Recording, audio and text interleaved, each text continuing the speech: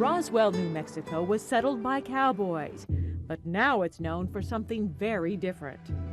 Most people think there's something happened here. I'm not really sure what happened, but obviously something happened. Something crashed.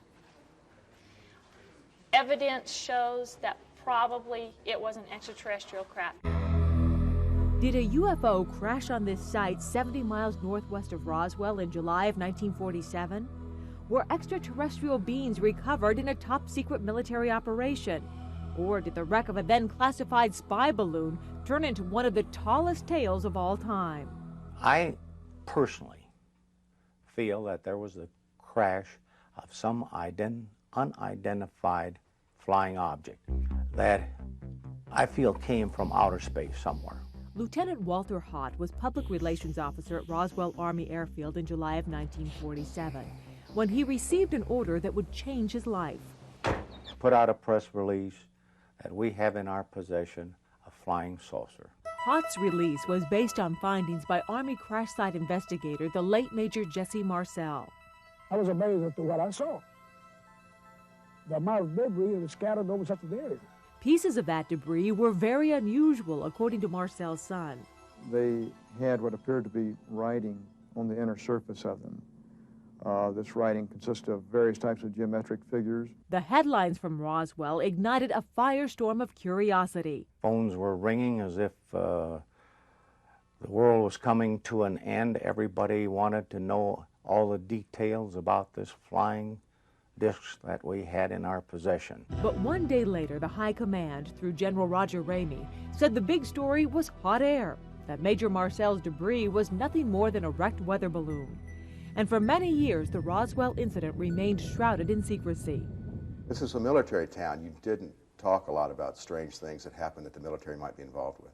Roswell native Stan Crosby has led recent efforts to promote the town's strange past. We can't always choose what we're famous for. Roswell was famous for the Roswell incident. Back in 1947, if the government told you to shut up for national security reasons, you did it. Roswell's International UFO Museum is drawing throngs to its new quarters. The major draw of this museum is the mystery.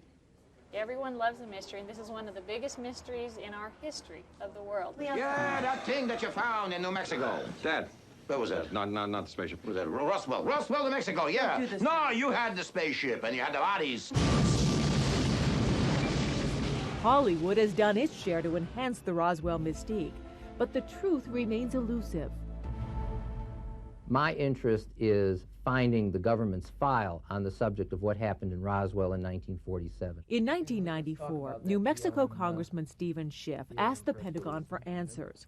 The Air Force replied that it was not a weather balloon that crashed, but a top-secret spy balloon, Project Mogul, used to monitor Soviet nuclear testing. Air Force research did not locate or develop any information that the Roswell incident was a UFO event, nor any indication of a cover-up. UFO researchers like Roswell expert Stanton Friedman remain skeptical. It's a whitewash. It's a lie. It's a continuation of lies that various Air Force officers have been making about flying saucers since 1947. I know something happened out there. Summoned to the airbase on the night of the crash, retired Roswell mortician Glenn Dennis says he encountered a terrified nurse. She screamed, said, "Glenn, get out of here as fast as you can." The TV movie Roswell recreated what she told him later. I saw the bodies. What bodies? They